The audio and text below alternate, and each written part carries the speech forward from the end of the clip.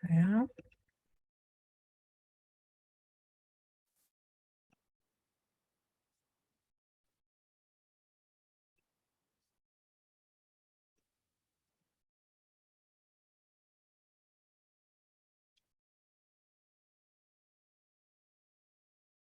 Oke. Nah, minggu lalu kira-kira ada yang ingat nggak apa yang kita pelajari minggu lalu?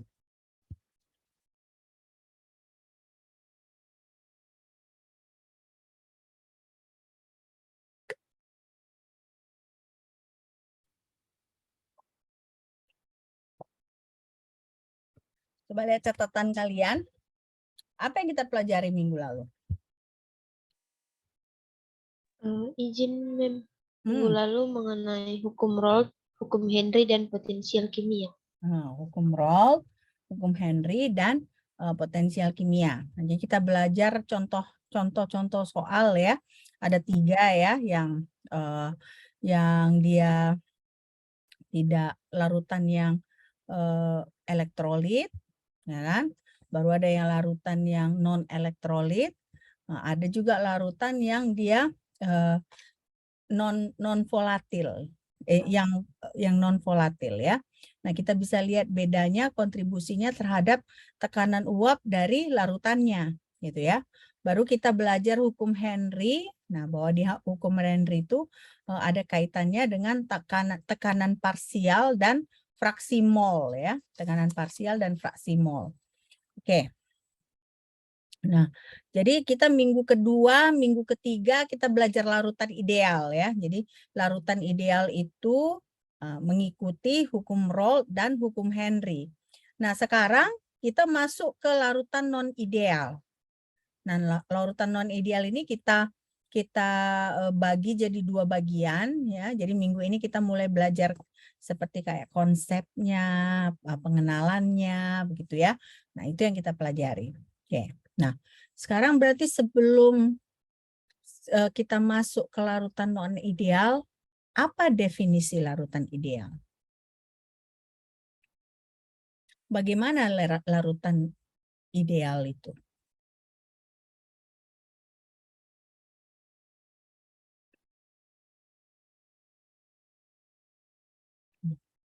Bagaimana larutan ideal itu?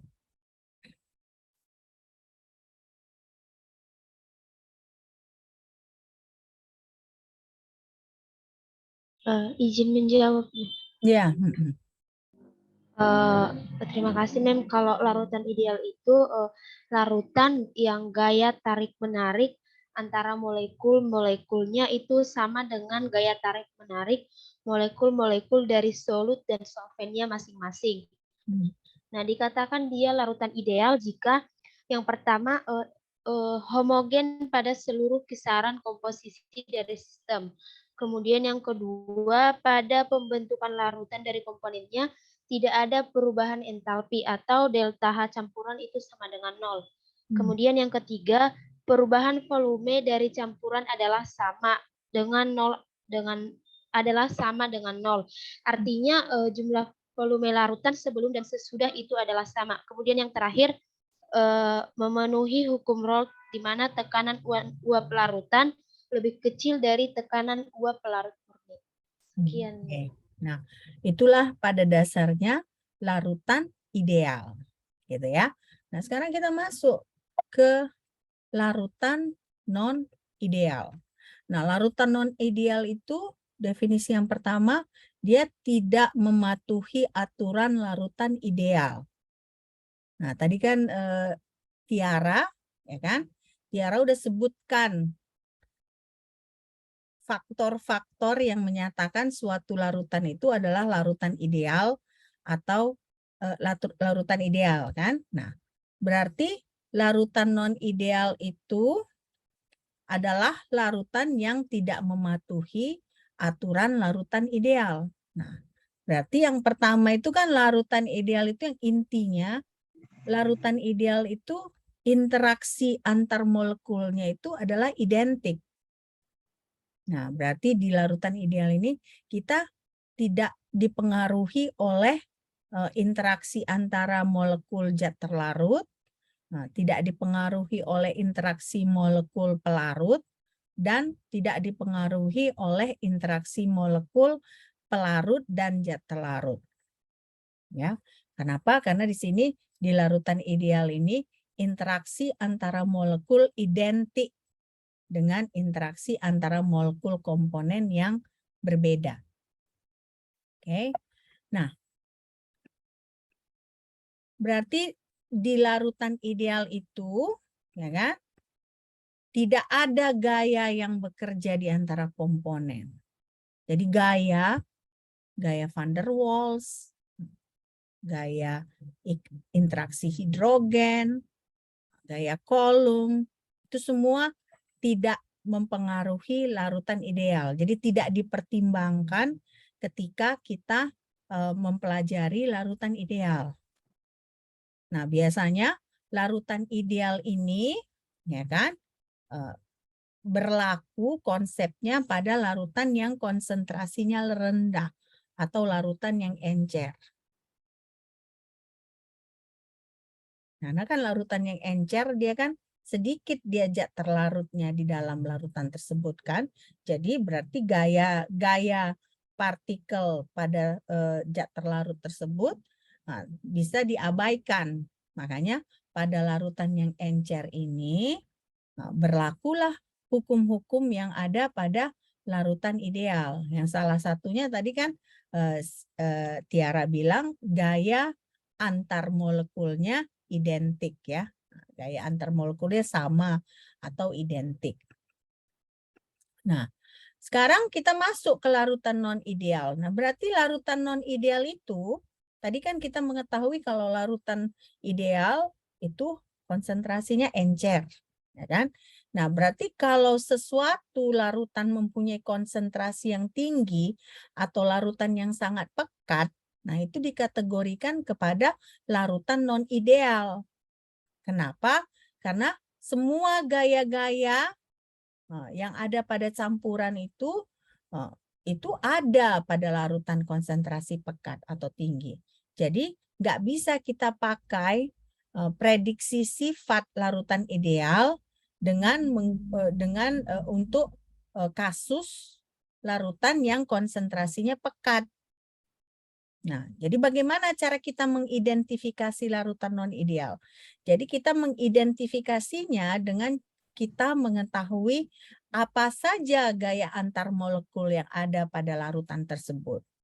Ya, apakah gaya tersebut kuat atau apakah gaya tersebut spesifik? Ya, jadi cara kita mengidentifikasi suatu larutan non-ideal itu adalah dengan kita melihat bagaimana gaya antar molekulnya. Apakah cukup kuat, apakah lemah, atau sedang, dan kalau secara spesifik, apa gaya antar molekul yang terjadi pada larutan tersebut. Nah, berarti apa yang kita bisa lihat di sini? Berarti di sini ada dua cara, ya. Kita bisa menentukan apakah suatu larutan itu non-ideal atau tidak. Yang pertama, kalau gaya antar molekul pada zat terlarutnya kurang kuat, lebih lemah berarti dibandingkan dengan molekul molekul pelarutnya. Nah, ini kita bisa sebut sebagai larutan non-ideal. Nah, jadi atau di sini gaya antar molekul antara molekul yang berbeda lebih besar dari gaya antar molekul yang serupa. Jadi misalnya contohnya kalau misalnya gaya antar molekul terlarut dan pelarut dan zat terlarutnya lebih kuat dibandingkan gaya antar molekul sesama zat terlarut atau sesama pelarut, nah berarti itu adalah larutan non-ideal. Ya, itu yang terjadi. Nah, selanjutnya baru ini ilustrasi ya, ilustrasi. Jadi ini kita punya air contohnya. Nah, air ini kan banyak juga komponennya di dalam kan. Jadilah contoh larutan juga, larutan yang homogen. Nah, kopi ini juga adalah contoh larutan. Nah, kalau kopi ini pelarutnya air, ya kan? Zat terlarutnya adalah bubuk kopi, gula, dan krim. Ya, jadi di sini ini adalah contoh larutan. Nah, kalian bisa bilang nggak kalau kopi itu homogen? Dia homogen atau heterogen? Homogen atau heterogen? Kopi.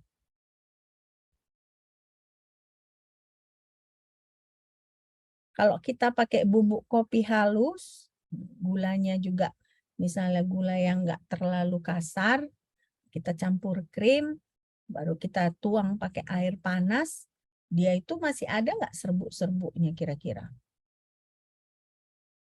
Nggak ada. Nggak ada kan? Nah, berarti kalau nggak ada serbuk-serbuknya, dia homogen atau heterogen? Homogen. Homogen.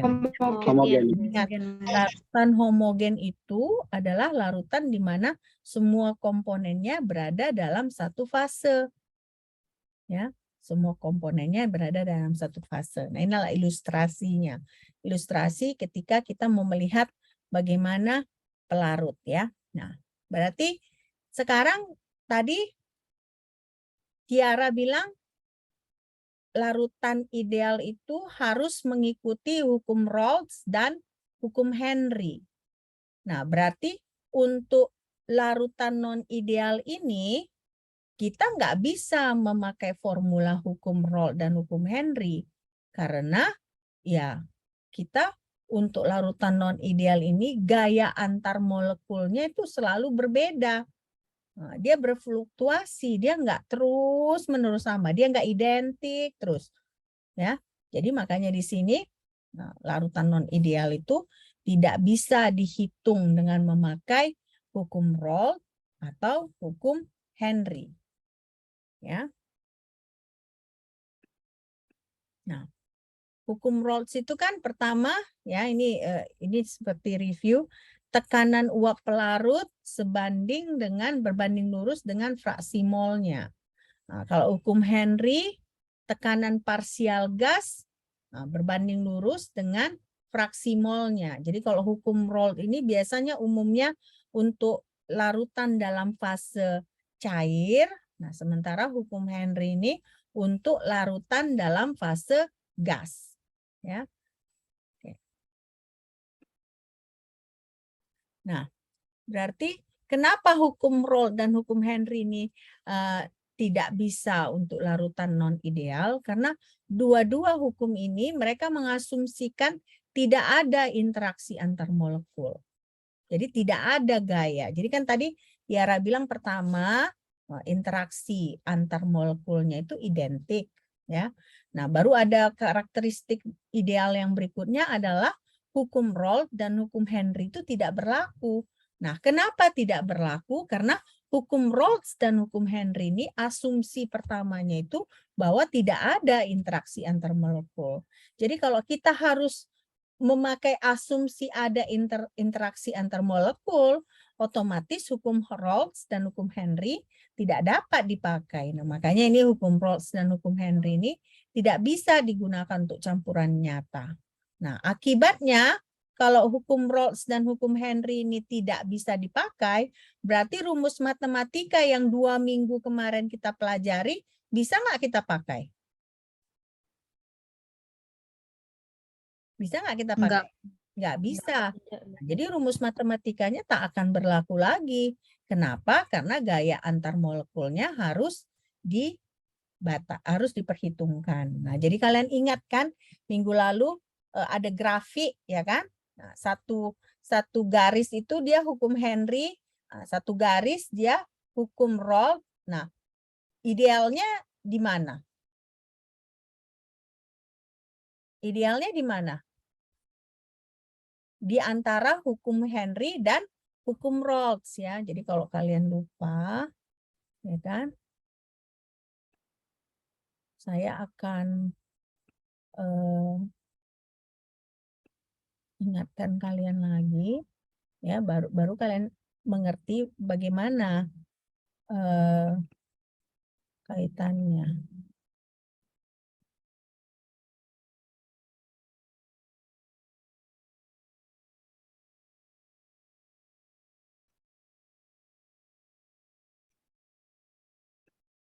Ini kalau kalian lihat ya kan, kalian ingat minggu lalu kita belajar apa aja kan? Ketika kita masuk hukum Henry, kan? Yang biru ini adalah hukum Rawls, ya kan? Nah, sementara yang putus-putus ini adalah hukum Henry. Nah, di mana larutan non-ideal itu? Larutan non-ideal itu adalah di antara hukum Rawls dan hukum Henry, yaitu garis yang merah ini. Ya, jadi tidak bisa hukum Henry dan hukum Rawls ini kita pakai untuk menentukan karakteristik dari larutan non-ideal. Ya. Udah ingat kan ini kan? Udah ya? Oke. Jadi kita masuk lagi sini. Nah, jadi makanya balik lagi kita ke sini bahwa ya larutan non-ideal ini dibatasi di kedua sisi oleh kedua hukum ini. Dan dari kurva itu pun kelihatan kan, di atas itu hukum Henry, di bawah hukum Rawls. Nah, di antaranya hukum untuk larutan non-ideal. Nah, sekarang apa sih keadaan yang menyebabkan larutan non-ideal? Nah, keadaan yang menyebabkan larutan non-ideal ini karena gaya tarik-menarik antar molekulnya itu berbeda. Ya. Baik itu antar molekul zat terlarut, antar molekul pelarut, atau antar molekul zat terlarut dan pelarut. Ya. Nah, jadi pada kondisi ini ada kemungkinan juga terjadi heterogen. Ya, heterogen.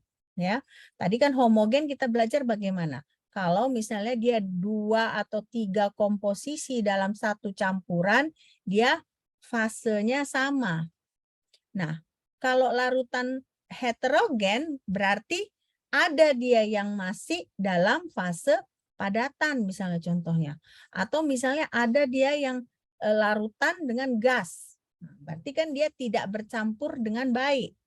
Nah, itulah salah satu kondisi dari larutan non-ideal.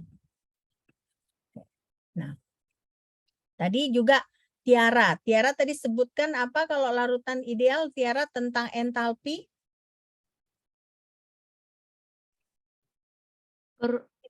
Pada pembentukan larutan dari komponennya tidak ada perubahan entalpi, Mem. Tidak ada perubahan entalpi.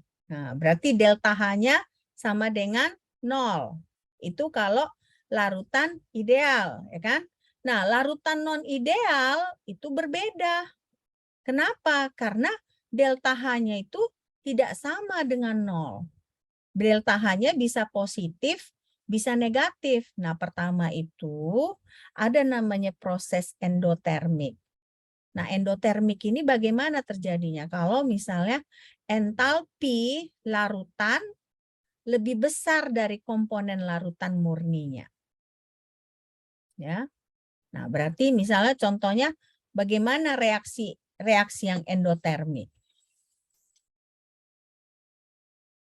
Misalnya dia membutuhkan panas. Berarti kalau misalnya kalau ada reaksi yang harus dipanaskan, nah itu berarti dia prosesnya endotermik.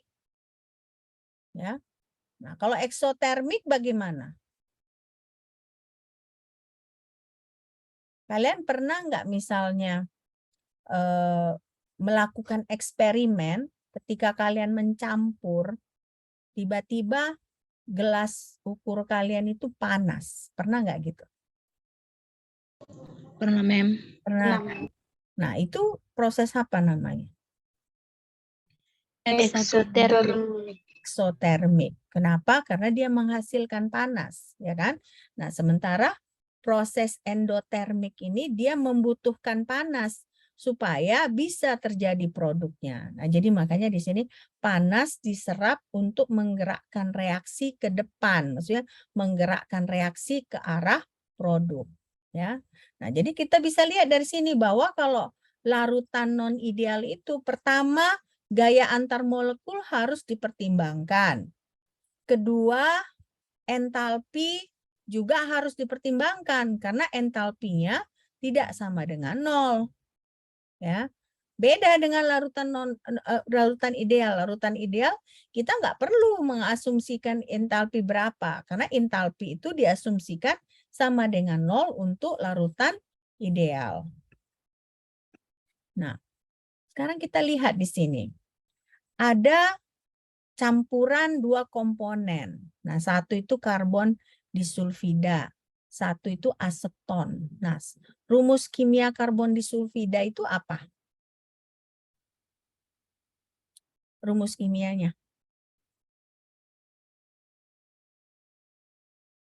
Rumus kimia karbon. Ada karbonnya, pasti ada C-nya. CS2, Bu. Nah, CS2 ya, karena ada karbonnya, nah disebut juga di sulfida, berarti sulfurnya ada 2. Nah, ternyata karbon disulfida itu sifatnya nonpolar, ya kan?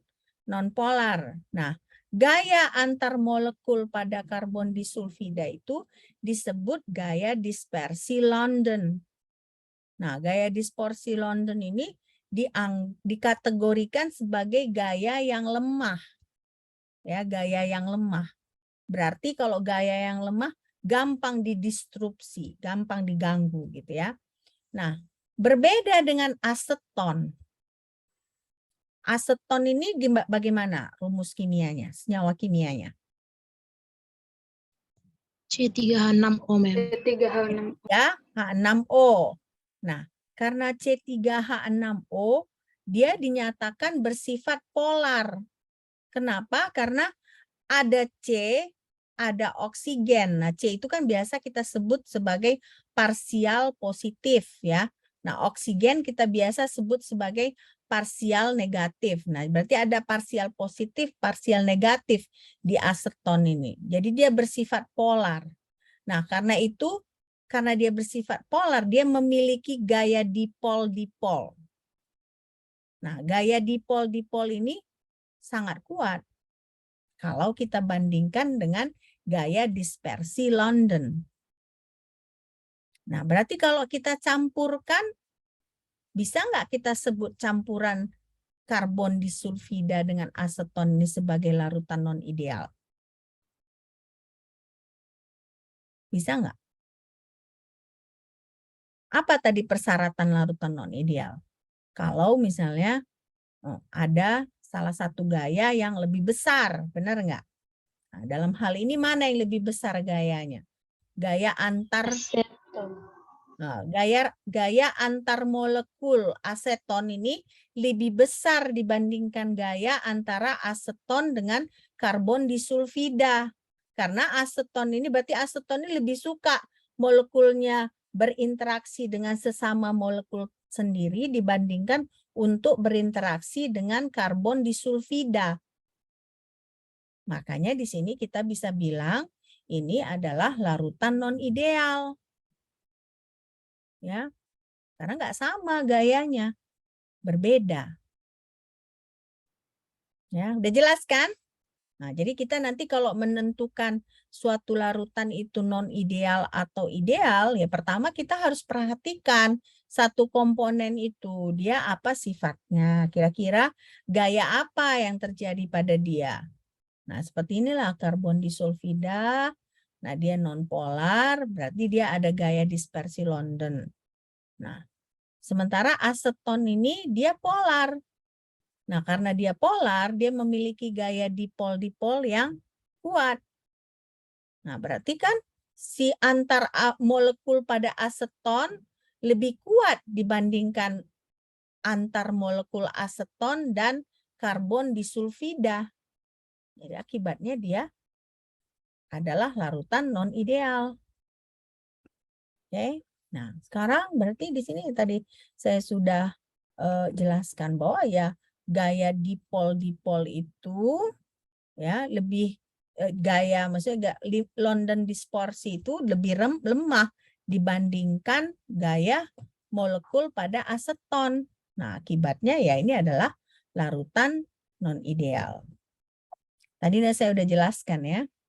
Nah, baru situasi kedua. Situasi kedua itu kalau ada proses larutan eksotermik. Berarti eksotermik itu dia energi dilepaskan dalam bentuk panas. Itu tadi saya bilang kalau dicampurkan kita pegang beaker kita itu panas. Nah, berarti itu dia proses eksotermik. Nah, ini kapan terjadi? Biasanya kalau misalnya gaya antar molekul pada molekul yang berbeda lebih besar daripada antar molekul serupa. Berarti maksudnya antara pelarut dan zat terlarut dia lebih kuat interaksinya dibandingkan misalnya pelarut dengan pelarut atau zat terlarut dengan zat terlarut. Ya, nah ini kita lihat lagi. Aseton. Aseton tadi apa? C3H6 3H6O. C3H6O dan dia nonpolar ya. Dan berarti antar asetonnya juga kuat ya. Nah, kalau kloroform apa? CHCl3, Mem. CHCl3. Nah, dia ini CHCl3 ini polar atau non-polar? CHCl3. Polar atau non-polar? Polar. Non-polar. Polar, Mem, karena ada ion positifnya. Polar ya. Nah, sekarang kalau aseton dengan kloroform, ini kan berarti aseton polar, kloroform polar. Nah, aseton dengan kloroform itu berinteraksi secara apa? Kalau kita campurkan, kira-kira apa kemungkinan interaksi mereka?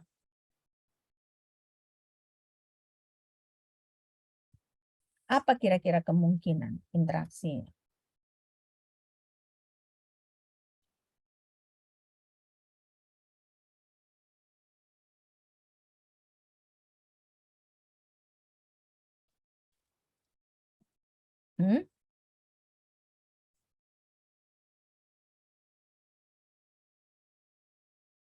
Van der Waals, mungkin Van der Waals. Jadi kan kalian bilang tadi dia C3H6O. Nah, berarti dia ada oksigennya kan? Nah, sementara si kloroform CH3 apa? Kloroform bagaimana dia? CHCl3. Benar nggak? CHCl3. Nah, dia ada hidrogennya kan? Nah, oksigen dari aseton baru hidrogen dari kloroform bisa nggak berinteraksi membentuk sesuatu? Apa yang mereka, kalau berinteraksi membentuk apa? Ikatan apa? Hidrogen. Ikatan hidrogen. Nah, berarti aseton dia polar, kloroform dia polar, berarti dua-dua dia punya gaya dipol.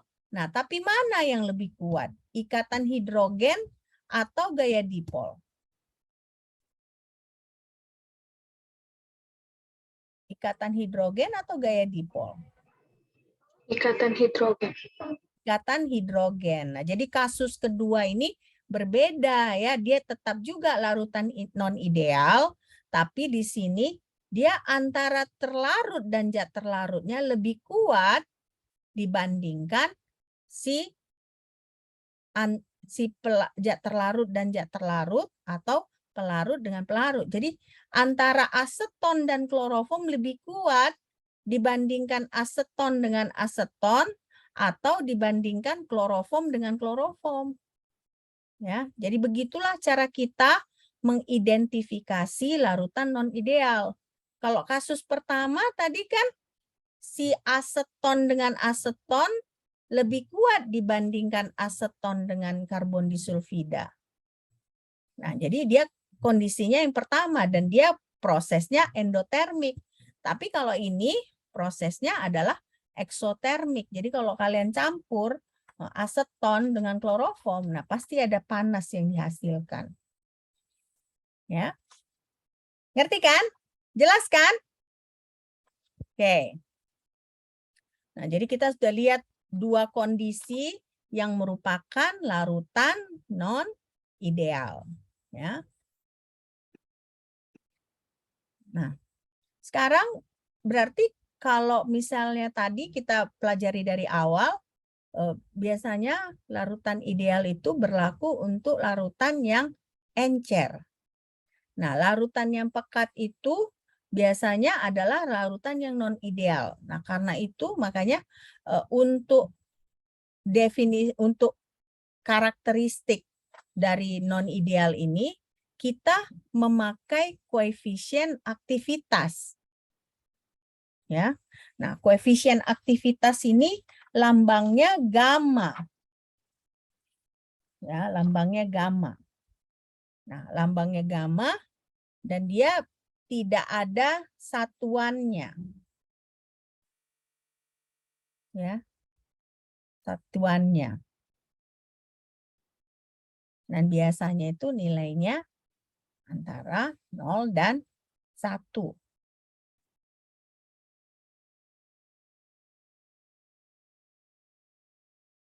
Antara 0 dan 1. Oke. Jadi kalau kita masukkan, nah ingat tadi kan kalau ada A1, ya, A1 ini adalah kita sebut sebagai aktivitas. Nah, aktivitas itu biasanya adalah konsentrasi komponen dalam campuran dibagi dengan konsentrasi komponen tersebut ketika murni. Ya. Nah, inilah dia kalau dia ideal. Yang satu ini kalau ideal. Nah, berarti kalau non ideal tetap kita pakai ini, tetapi kita kalikan dengan gamma. Makanya gamma ini tadi disebut sebagai satuan yang dia koefisien yang nggak ada satuannya. Karena dia seperti kayak faktor pengali.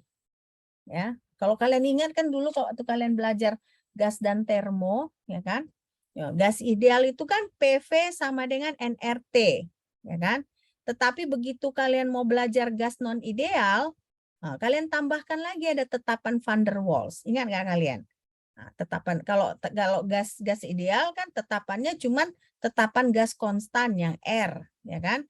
Tetapi ketika kita mulai belajar gas non ideal, nah ada lagi nambah tetapan van der Waals. Nah sama juga di sini berarti.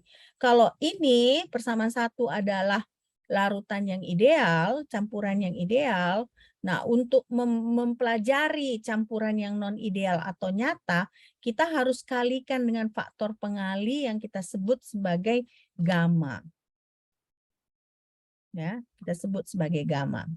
Nah, bagaimana gamma ini? Ya kan? Nah, gamma ini kalau misalnya tidak ada interaksi atau ideal, dia sama dengan 1. Ya. Nah, berarti si gamma ini nanti menentukan bagaimana interaksi antar molekulnya. Kalau lebih kecil dari 1, dia tarik-menarik. Ya. Kalau dia lebih besar dari 1, dia tolak-menolak.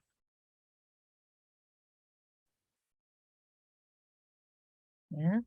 Jadi kalau lebih kecil dari 1, dia tarik-menarik.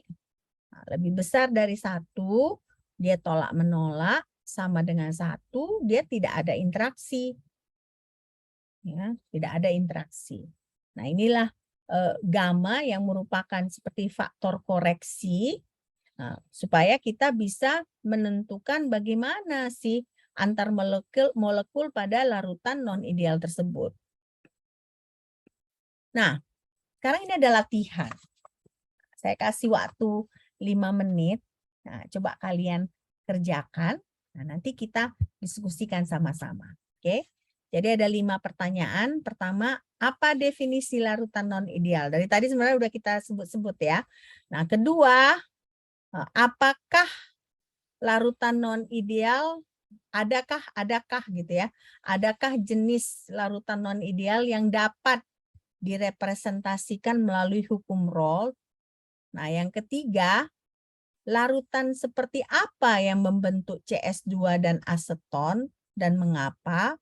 Nah, baru yang keempat, larutan seperti apa yang terbentuk dari campuran aseton dan kloroform. Nah, baru yang kelima, apakah volume larutan non-ideal ini merupakan penjumlahan dari volume komponennya.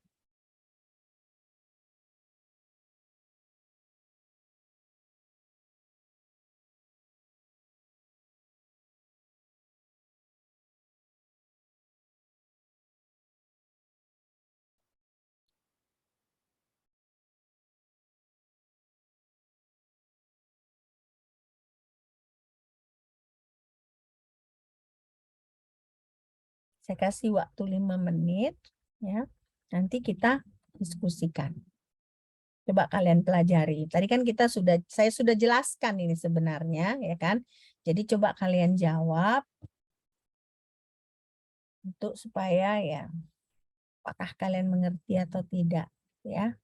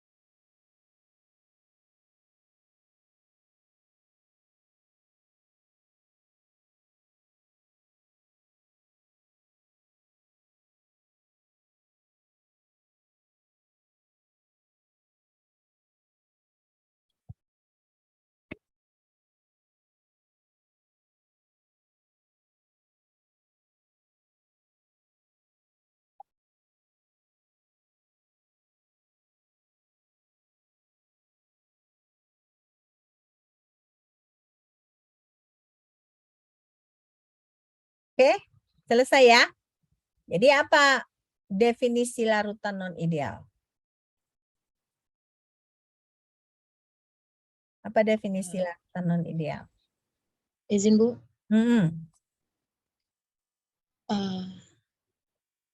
Baik, non ideal berarti larutan yang mengalami interaksi antara kedua senyawa murninya yang menyebabkan penyimpangan dari hukum Raoult. Nah, larutan non ideal sendiri itu dapat diidentifikasi dengan menentukan kekuatan dan spesifik dari gaya antar molekul antara molekul yang berbeda dalam suatu larutan tertentu. Jadi inti dari larutan non ideal itu sendiri merupakan larutan yang tidak dapat dihitung larutan yang tidak dapat dihitung melalui hukum Raoult atau hukum Henry. Oke. Good job Rahel. Rahel kan namanya? Oke, ya. Iya, Sekarang kalau yang nomor 2 ada yang mau selain Rahel ya? Rahel sudah tadi ya. Nomor 2,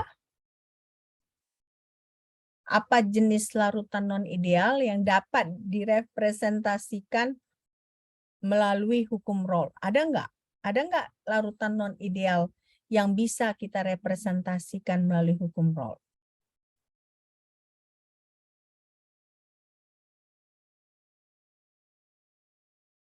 Izin, Mem. Mm-mm.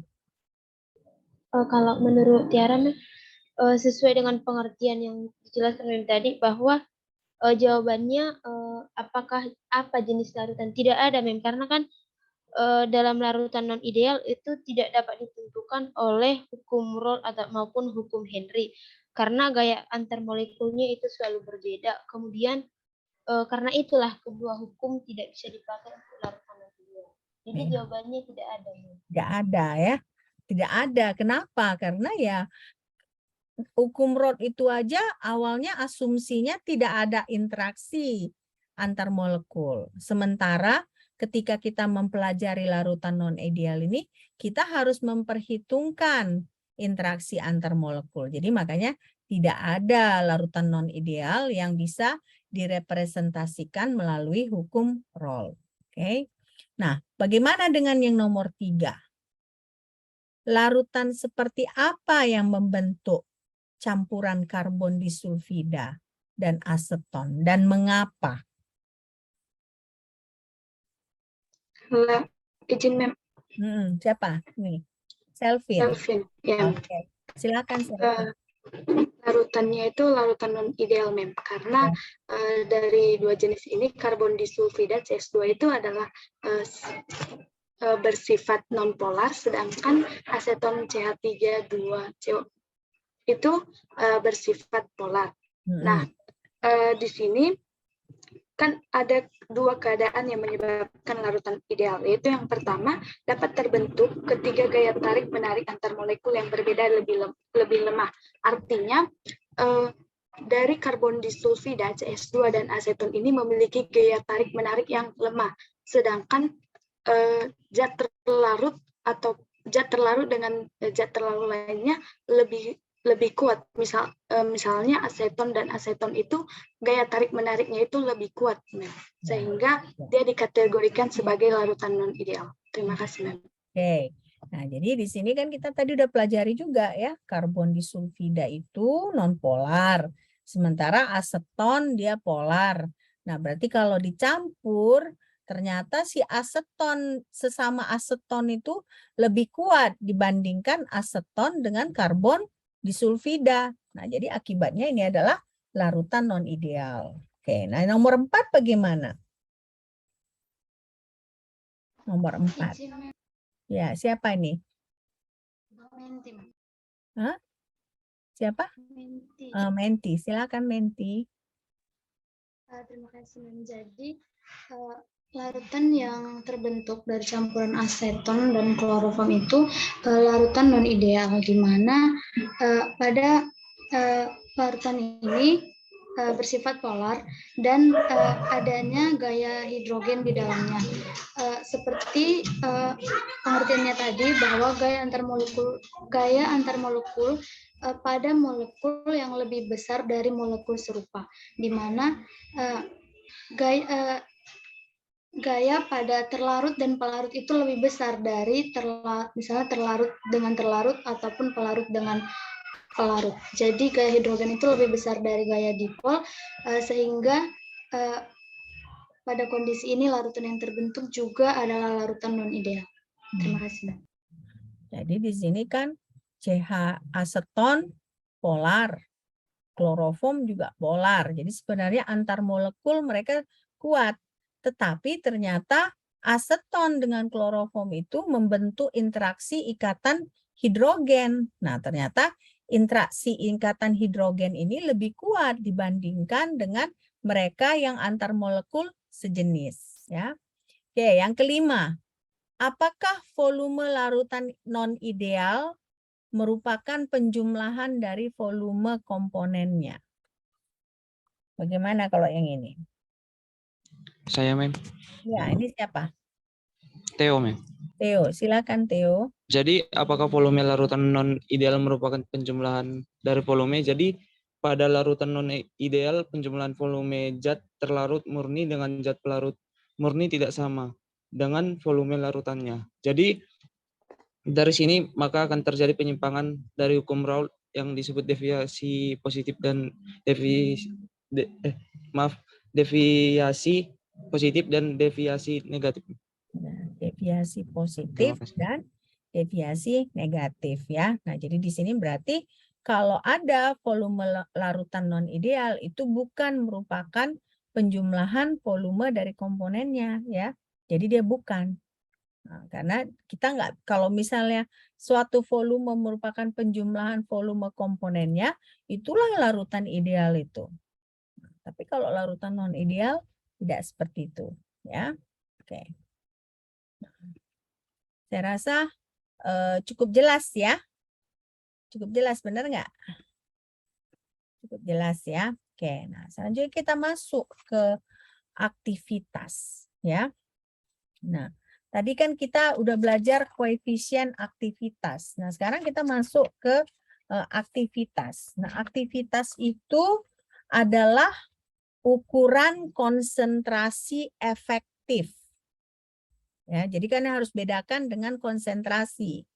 Nah, aktivitas itu berbeda dengan konsentrasi, tapi aktivitas ini juga merupakan ukuran konsentrasi, tapi dia efektif untuk suatu spesies dalam kondisi tidak ideal. Nah, contohnya tidak ideal ya, dia konsentrasinya tinggi, berarti pekat. Nah, jadi makanya aktivitas ini ya cocok untuk larutan yang pekat. Nah, berarti larutan non ideal juga. Oke. Nah, gunanya nanti untuk menentukan potensial kimia. Ya, potensial kimia. Nah, jadi seringkali misalnya kita mau menghitung laju reaksi gitu atau konstanta kesetimbangan ya kan. Sering awalnya kita gunakan konsentrasi gitu ya. Tapi sebenarnya kalau dia pekat, nah, lebih cocok yang kita pakai itu aktivitas. Ya, aktivitas. Oke. Nah, ini siapa? Kenapa ada cat? Oh, oke. Nah, ini jadi berarti kalau larutan lebih pekat, nah, makanya yang kita pakai untuk mengamati itu bukan konsentrasi, tetapi aktivitas. Ya, aktivitas. Nah, ini dia rumusnya. A sama dengan E pangkat mu dikurang mu 0 dibagi RT. Ya. Nah, berarti A ini si aktivitasnya, mu ini adalah potensial kimia. Ya, biasanya itu energi Gibbs per mol. Nah, sementara mu 0 itu adalah potensi kimia standar. Ya, potensi kimia standar, dan R itu ya kita sudah belajar, R itu konstanta gas, ya kan? T itu suhu absolut, yang berarti dia satuannya apa? Kelvin. Nah, jangan lupa ya, kita selalu kalau misalnya dalam kimia fisika, kita pakai itu satuan dalam Kelvin. Oke. Udah selesai kalian catat? Udah? Oke. Udah, Mem. Nah, sekarang itu tadi aktivitas berarti kalau dalam bentuk cair ya. Nah, jadi aktivitas itu seperti kayak pengganti konsentrasi untuk larutan pekat yang cair. Nah, bagaimana dengan tekanan? Nah, tekanan itu kita ganti ya, berarti kayak koreksinya itu adalah fugacity atau fugasitas. Nah, fugasitas ini definisinya adalah tekanan efektif untuk gas non ideal. Ya, nah, jadi biasanya di sini kan kalau untuk gas ideal kita bandingkan dengan gas nyata, biasanya ada kaitannya dengan potensial kimianya. Nah, karena itu makanya muncullah persamaan 4 ini. Persamaan 4 ini berarti kan F itu adalah fugasitas ya, sama dengan ini psi ya, psi dikali P. Psi ini adalah koefisien fugasitas ya, dikali dengan tekanan. Berarti F ini adalah tekanan efektif gas non ideal. Nah, sementara P ini adalah tekanan untuk gas ideal. Nah, jadi selalu ini sebenarnya kalau kalian perhatikan, setiap kita mau menghitung aktivitas contohnya, nah, kita kalikan aktivitas itu dengan koefisien aktivitas yang gamma itu. Jadi aktivitas itu untuk larutan yang non ideal. Nah, demikian juga untuk yang dalam fase gas dia ya. kita mau menghitung tekanan efektifnya itu kita kalikan dengan psi. Nah, psi ini adalah koefisien fugasitas. Ya. Nah, koefisien fugasitas kembali pokoknya semua yang sama dengan 0 itu dia pasti gas ideal. Karena tadi pun kan gamma sama dengan 0 tidak ada interaksi, berarti ideal. Nah, ini juga koefisien fugasitas kalau sama dengan 1, nah berarti dia adalah gas ideal, ya. Oke. Nah, sekarang masuk ke pH. Nah, pH ini pun sebenarnya kalau yang benar ekspresinya adalah bukan negatif logaritma H+, tapi negatif logaritma aktivitas. Ya. Nah, tapi karena kita menggunakan hukum Bir, nah, kita pakai negatif konsentrasi H+. Apa persyaratan dari hukum Bir? Apa persyaratan dari Beer's Law? Kenapa kalau di Beer's Law itu kan kita pakai konsentrasi, tapi kok bisa kita menghitung pH-nya dengan tepat. Padahal kan kalau menurut konsep dari kimia fisika larutan, sebaiknya itu bukan negatif logaritma H+, tapi negatif logaritma aktivitas. Jadi apa di sini persyaratannya?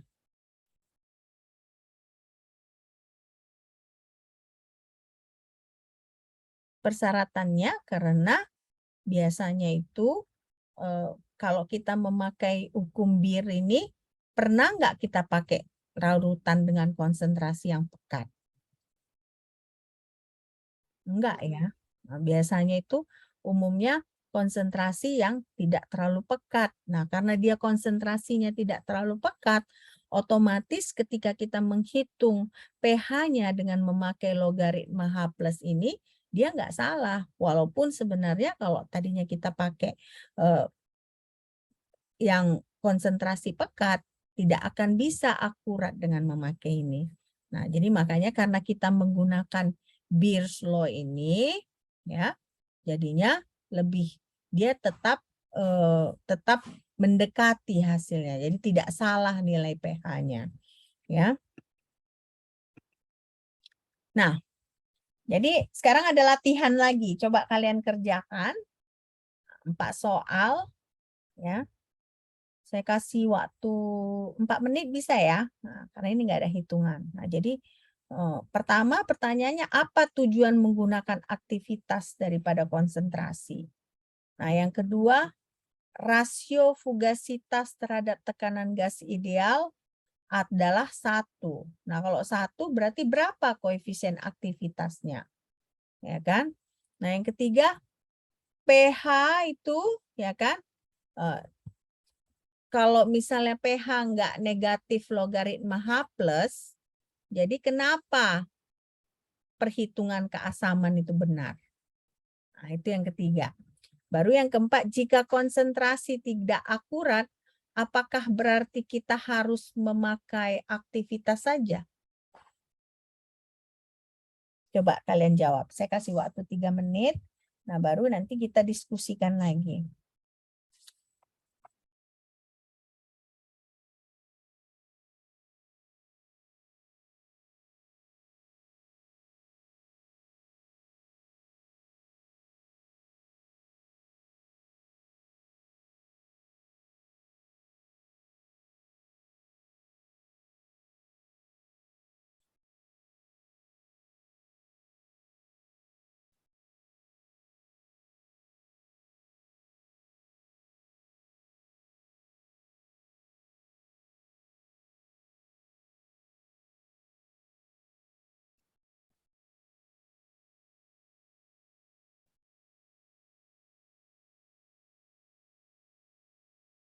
Oke, apa jawaban nomor 1? Apa tujuan menggunakan aktivitas daripada konsentrasi?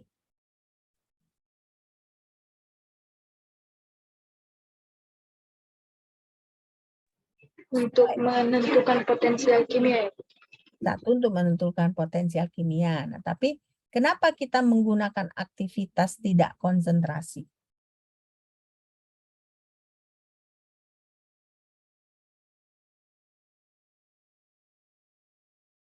Supaya lebih akurat, ya kan?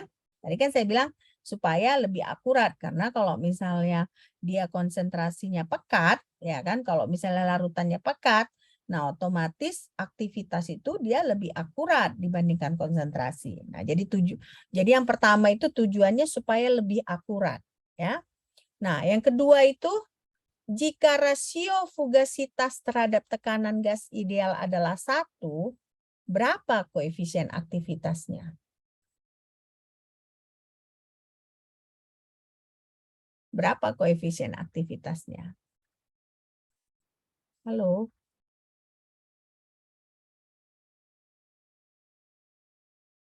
Berapa koefisien aktivitasnya berarti?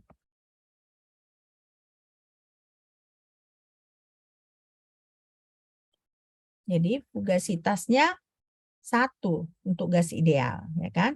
Berarti berapa koefisien aktivitasnya?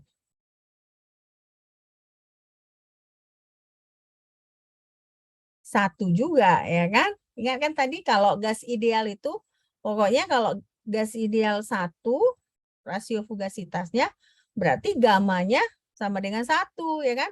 Selalu itu yang tidak ada interaksi, nah, sama dengan 1, itu adalah yang ideal, ya. Oke.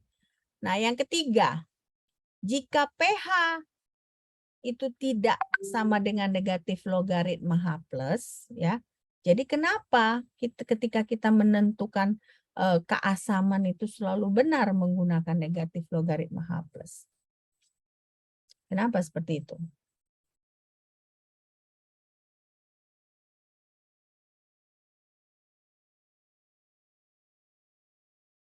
Nah, tadi saya bilang kan ada kaitannya dengan Beers law, ya. Beers law itu kan hanya berlaku untuk larutan yang konsentrasi, yang larutan yang encer. Begitu konsentrasinya pekat, nggak bisa Beers law itu kita pakai. Karena Beers law itu hanya berlaku pada rentang konsentrasi tertentu, ya. Oke. Nah, sekarang berarti nomor 4, jika konsentrasi tidak akurat, apakah itu berarti kita harus hanya menggunakan aktivitas? Berarti nggak boleh lagi kita pakai konsentrasi. Gimana menurut kalian?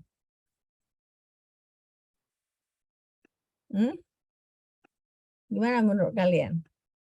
Kok dari tadi hanya yang itu aja yang jawab. Yang lain nggak mau jawab. Kenapa? Coba, siapa ini? Cinta Bella? Cinta Bella, kenapa? Bagaimana kira-kira menurut Cinta nomor 4 ini? Tadi Bu, yang Ibu sampaikan tadi kan kalau misalnya yang pertama itu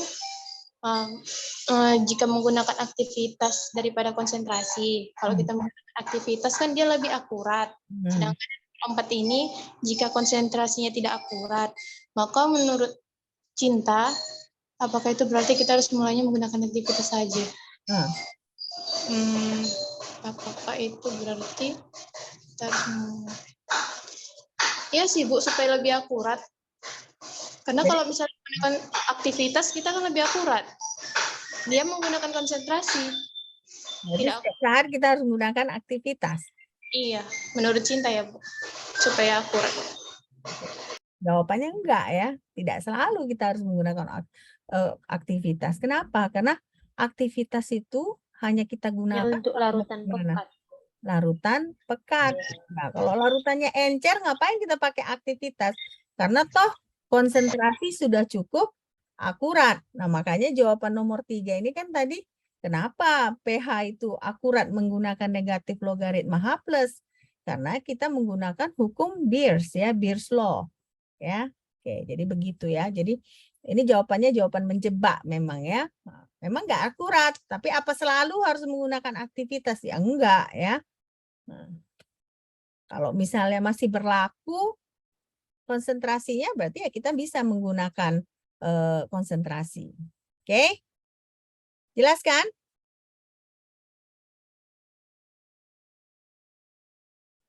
Macet-macet. Macet-macet ya? Macet-macet ya internet saya ya? Ini udah Bu, tadi yang Ya. macet. Tadi nggak macet ya. Kadang-kadang ada ininya ya. Oke. Nah, sekarang kita masuk ya ke gaya antar molekul dalam campuran dan larutan. Ya. Nah, biasanya itu gaya antar molekul itu ya kan biasanya ada seperti gaya kohesif. Nah, berarti kalau kohesif ini ada kekuatannya gitu ya. Ada kekuatannya. Nah, baru kalau campuran itu berlaku prinsip suka larut Mem, suara mem terputus, mem. terputus. Ini masih terputus. Ya, masih. Ini enggak mem tadinya. Nah, ya. Oke. Nah, jadi berarti di sini kan ada prinsip suka larut dengan suka. Nah, contohnya inilah minyak. Kalau minyak itu dia larut dalam benzen, tapi dia tidak larut dalam air. Nah, kira-kira menurut kalian dari mana sisi suka dengan sukanya di sini? Bagaimana kita menjelaskan ini? Kenapa minyak itu larut dalam benzen, tapi nggak larut dalam air? Bagaimana kita menjelaskannya?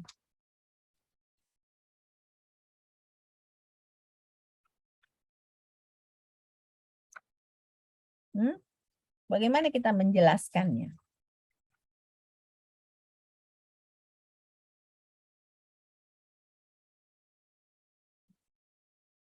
Kalau air itu dia polar atau non polar? Polar. Polar. Nah, kalau benzen polar atau non polar? Non polar, mem. Non polar. Nah, minyak polar atau non polar?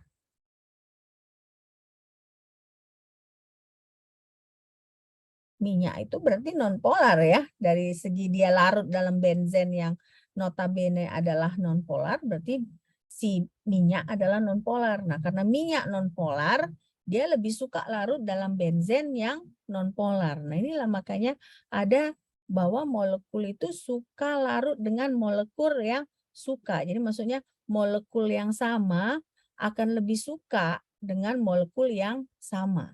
Ya. Oke, nah terus selanjutnya tadi si Tiara di awalnya ya kan ada mendiskusikan bahwa kalau larutan ideal itu tidak ada perubahan entalpinya. Nah, berarti kita energi termodinamikanya nggak perlu kita perhitungkan kalau dia larutan yang ideal, gitu ya. Nah, ternyata kalau larutan dia tidak ideal, ya, ada proses pencampuran namanya. Nah, proses pencampuran ini ya bisa kita sebut sebagai proses yang spontan. Nah, kalau spontan dia otomatis entropinya meningkat. Ya kan? Kenapa? Kalau proses spontan entropinya meningkat, karena begitu misalnya prosesnya spontan, entropinya meningkat, baru terbentuk larutan homogen. Ya, kita pelajari kemarin tadi awal-awal larutan homogen itu adalah campuran 2 atau 3 komponen dalam satu fase. Ya, kalau cair, cair semua. Kalau gas, gas semua. Nah, jadi di sini adalah proses spontan yang membentuk larutan homogen. Nah, bagaimana larutan homogen ini terjadi? Terjadi kalau misalnya si zat terlarutnya itu dia merata di semua molekul pelarut. Nah, jadi makanya kalau misalnya kalian ada mencampurkan dua hal, terjadi misalnya masih ada serbuk-serbuk, nggak bisa tercampur sempurna, masih ada endapan, nah berarti kan dia nggak homogen. Berarti kan dia heterogen kan ya. Nah, kenapa dia heterogen? Karena berarti ada sebagian molekul zat terlarut itu yang dia mungkin lebih banyak di satu tempat. Jadi dia tidak merata di semua molekul pelarut. Ya, inilah proses pencampuran. Nah, akibatnya misalnya setelah terjadi campuran yang homogen, larutan homogen, nah ada perpindahan panas. Ya, perpindahan panas. Nah, berarti perpindahan panas itu bisa dia menghasilkan panas atau dia membutuhkan panas, ya. Oke. Nah, berarti kalau kita berbicara termo, ya tentunya ada entalpi, ya kan? Nah, entalpi ini kan biasanya kita hitung bagaimana? Berarti kan delta H produk, ya, menurut hukum Hess. Nah, ingat lagi hukum Hess kemarin. Delta H produk dikurang delta H reaktan sama dengan adalah entalpi larutan, ya kan? Karena entalpi inilah indikasi perpindahan panas, ya kan? Nah, makanya kalau larutan non ideal kita bisa menghitung entalpinya. Beda tadi dengan larutan ideal, karena larutan ideal itu tadi entalpinya sama dengan 0. Nah, ya. Jadi semua yang tadi Tiara sebutkan di awal, nah kalian lihat satu persatu ditunjukkan bagaimana dia kok berbeda si larutan non ideal ini dengan larutan ideal, ya. Nah, sekarang kita lihat kalau ada entalpi larutan, ya kan, dia bisa delta H-nya positif. Nah, delta H positif tadi kan di awal kita sudah sebutkan kalau dia reaksinya endotermik. Nah, berarti kalau endotermik itu energi produknya lebih besar daripada reaktan. Nah, jadi makanya biasanya reaksi yang endotermik ini contohnya dia butuh dipanaskan supaya terjadi produk, ya. Nah, sementara reaksi yang delta H-nya lebih kecil dari 0, ya, kita sebut itu reaksi eksotermik. Ya, kenapa reaksi eksotermik? Karena si reaktannya dia lebih energinya dibandingkan dengan produknya. Jadi otomatis kan si entalpi solutionnya dia negatif, ya. Entalpi solutionnya negatif. Nah, inilah proses pencampuran yang saya bilang tadi, ya.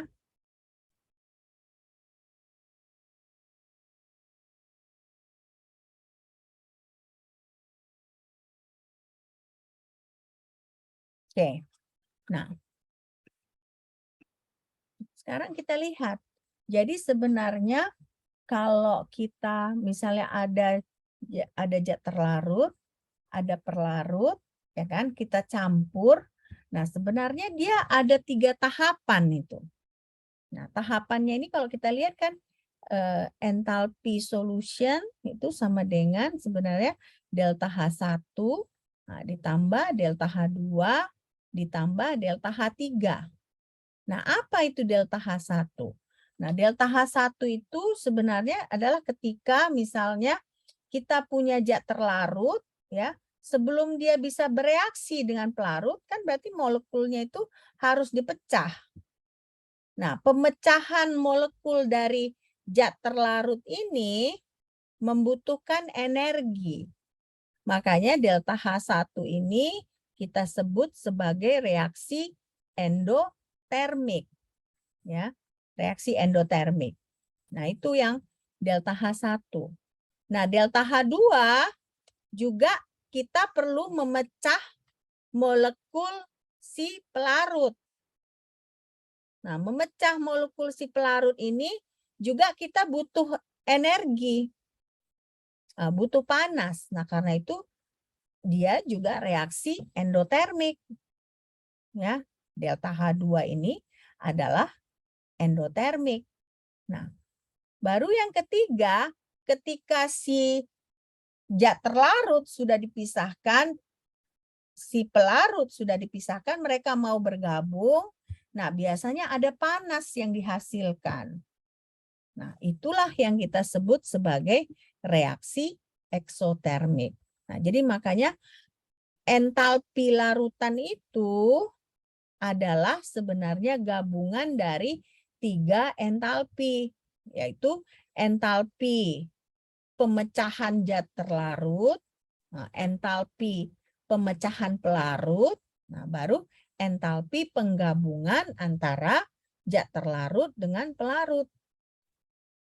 Nah, hanya yang ketiga yang merupakan eksotermik. Ya, hanya yang ketiga yang merupakan eksotermik.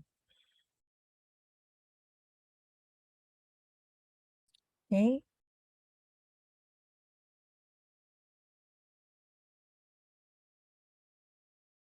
Masih sanggup kan? Lanjutkan. Ya, sebentar lagi ya. Mungkin sekitar 10 menit lagi lah ya. Oke. Nah, sekarang berarti delta H1, delta H2 itu kan kalau delta H1, delta H2 endotermik, berarti kan mereka positif, ya kan? Delta H-nya positif. Nah, sementara delta H3 itu, ya kan, adalah negatif. Nah, jadi berarti bagaimana definisinya di sini? Berarti kalau reaksi endotermik itu gaya kohesifnya rusak. Ya, karena harus dirusakkan antar molekulnya. Nah, sementara untuk reaksi eksotermik ini, ya kan, molekulnya berinteraksi atau bereaksi dengan bebas, ya, bereaksi atau berinteraksi dengan bebas. Oke.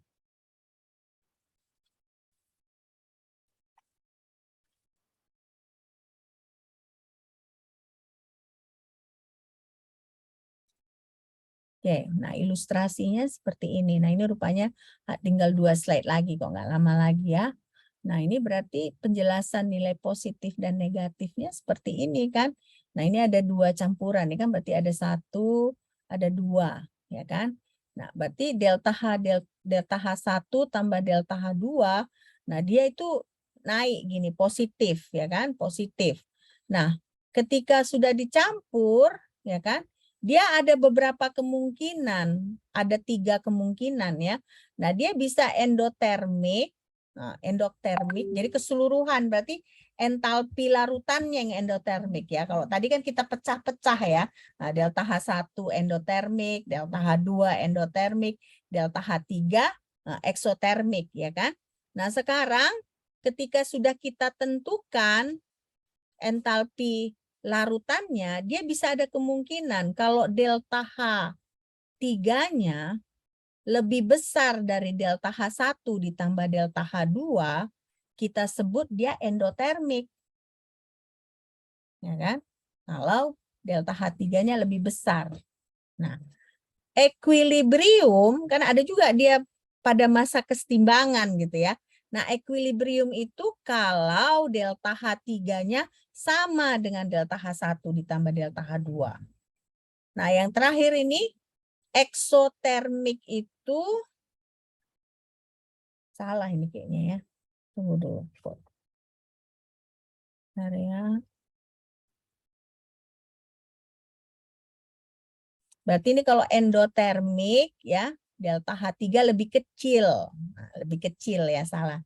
Nah, sementara eksotermik kalau delta H3-nya lebih besar ya, karena dia harus negatif kan, harus negatif. Oke. Nah, jadi inilah penjelasan kita tentang larutan non ideal ya, larutan non ideal. Nah, jadi sampai di sini ada pertanyaan kah? Ada pertanyaan? Nggak ada? Nah, kalau nggak ada pertanyaan, nanti mungkin saya usahakan ya. Kalian kalau tugas rutin berarti udah ada latihan-latihan ya sebenarnya ya. Dari Sibda kan? Udah ada ya? Iya, Mem. Jadi kalian nggak perlu kalau misalnya saya kasih contoh-contoh latihan ekstra gitu, nggak perlu ya sebenarnya ya. Nggak perlu kan? Perlu nggak? Halo? Nggak perlu ya? Nggak usah ya? Udah cukup ya dari tugas rutin ya? Udah kan? Oh iya. Sudah, Mas. Ya. Oke. Udah cukup. Ya udah. Ya udah kalau begitu sampai jumpa minggu depan ya. Jadi kita minggu depan masuk lagi ke larutan non ideal yang bagian kedua. Oke.